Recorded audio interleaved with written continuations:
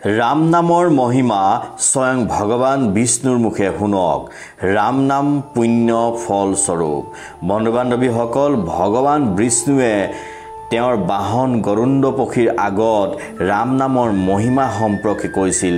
সেই ৰাম নামৰ মহিমা সম্পৰ্কে তেওঁ কি কথা কৈছিল সবিশেষ এই ভিডিঅ'টিৰ জৰিয়তে আপোনালোকে জানিব পাৰিব।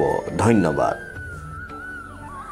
বন্ধু বান্ধৱীসকল, গৰুৰ পুৰাণত গৰুণ্ড পক্ষী অৰ্থাৎ ভগৱান বিষ্ণুৰ বাহন গৰুৰ পক্ষীয়ে ভগৱান বিষ্ণুক প্ৰশ্ন কৰিছিল যে মানুহ মৃত্যুৰ পিছত যেতিয়া শৰীৰৰ পৰা আত্মা ওলাই যায়, সেই আত্মাক কোনে ৰক্ষণাবেক্ষণা দিয়ে, কি বস্তুৱে সেই আত্মাক অধিক মহত্ব প্ৰদান কৰে।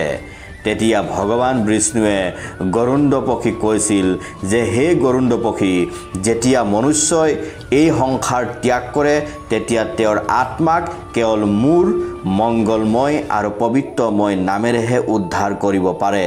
যি মনুষ্যই শৰীৰ ত্যাগ কৰা আগমুহূৰ্তত কেৱল মোৰ ৰাম নাম স্মৰণ কৰে, তেওঁৰ ওচৰৰ পৰা যমদূত পলাই গুচি যায় আৰু সেই আত্মা বিষ্ণুদূতে বৈকুণ্ঠলৈ লৈ যায়। গৰুৰ পক্ষীয়ে পুনৰ ভগৱান বিষ্ণুক সুধিছিল যে হে প্ৰভু, যদি কোনোবা মনুষ্যই জীৱনভৰ পাপ কৰ্ম কৰাৰ পিছতো ৰাম নামে কিবা প্ৰভাৱ পেলাব পাৰিবনে? তেতিয়া ভগৱান বিষ্ণুৱে কৈছিল, হে গৰুৰ পক্ষী, কলিযুগত মোৰ নাম প্ৰধান, কলিযুগত ৰাম নামৰ মহিমা অপাৰ। যি মনুষ্যই ৰাম নামৰ ৰহস্য বুজিব পাৰিব, তেওঁ জীৱনতে উদ্ধাৰ হ'ব। কলিযুগত যি মনুষ্যই ৰাম নাম স্মৰণ কৰিব, তেওঁৰ সৰ্ব কৰ্ম সিদ্ধি হ'ব, তেওঁ বৈকুণ্ঠ লোক প্ৰাপ্তি হ'ব।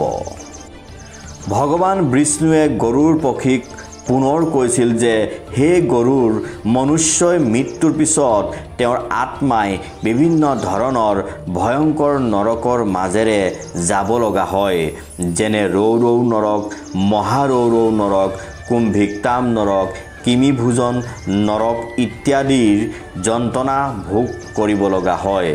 যি মনুষ্যই একান্ত মনে ৰাম নাম স্মৰণ কৰে, শ্ৰৱণ কৰে, তেওঁৰ আত্মাই এনেধৰণৰ ভয়ংকৰ নৰক যন্ত্ৰণাৰ পৰা বাচি যায়। যি ব্যক্তিয়ে ৰাম নাম জপ কৰে, হৃদয়ত ৰাম নাম স্মৰণ কৰে, তেওঁ যমদূতৰ উগ্ৰ শাস্তিৰ পৰা বাচি যায়। তেওঁৰ আত্মাৰ যাত্ৰাৰ পথত পুষ্পবৃষ্টি হয়। সমস্ত দেৱগণে তেওঁক বৈকুণ্ঠলৈ আদৰণি জনায়। গৰুৰ পুৰাণৰ মতে যিখন ঘৰত প্ৰভু ৰামৰ নাম স্মৰণ হয়, কীৰ্তন হয়, শ্ৰৱণ হয়, সেইখন ঘৰত যমদূত প্ৰৱেশ নকৰে। সেইখন ঘৰক ৰক্ষা কৰিবলৈ বিষ্ণুদূত প্ৰৱেশ কৰে। ৰাম নামৰ মহিমা যে অপাৰ, এটা কাহিনীৰ মাজেৰে আপোনালোকে বুজিব পাৰিব। এজন ব্ৰাহ্মণ আছিল। তেওঁৰ জীৱনভৰ পাপ কৰ্ম কৰিছিল।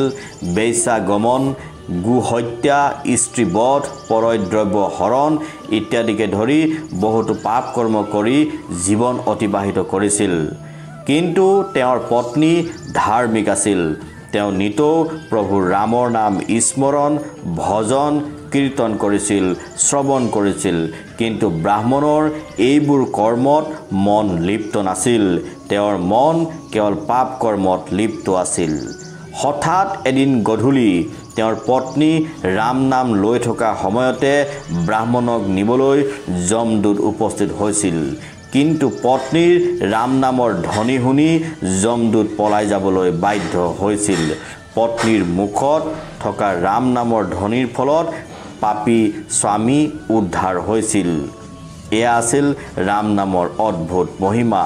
ৰাম নামৰ ধ্বনিৰ ফলত তেওঁৰ স্বামীক যমদূতে ত্যাগ কৰি গুচি গৈছিল। অৰ্থাৎ ৰাম নামৰ মহিমা অপৰম্পাৰ। ৰাম নামৰ মহিমাৰ ফলতেই ব্ৰাহ্মণৰ জীৱন উদ্ধাৰ হৈ বৈকুণ্ঠগামী হৈছিল। ৰাম নামে হৈছে সত্য। ৰাম নাম সত্য। যদি কোনোবাই মৃত ব্যক্তিৰ শৰীৰৰ ওচৰত ৰাম নাম সত্য বুলি কয়, তেন্তে সেই মৃত ব্যক্তিৰ আত্মা বৈকুণ্ঠলৈ গমন কৰে। সেইকাৰণে জীৱিত কালত মনুষ্যই ৰামৰ নাম স্মৰণ কৰিবলৈ পাহৰিব নালাগে।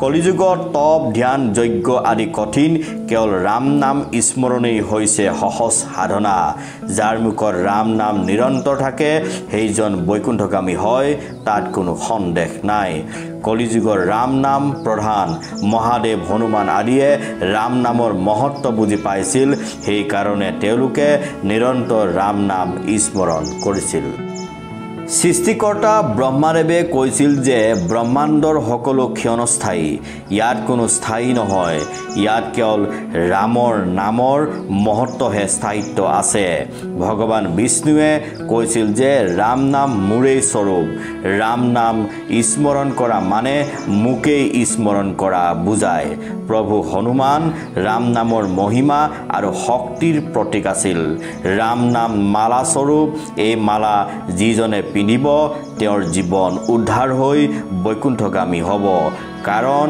ৰাম নাম মহাধন ৰাম নাম চমৎকাৰী ফল ৰাম নাম অবিনাশী ফল গতিকে সকলো লোকে নিৰন্তৰ অন্তৰে ৰাম নাম জপ কৰি জীৱন উদ্ধাৰ কৰিবলৈ চেষ্টা কৰিব লাগে ধন্যবাদ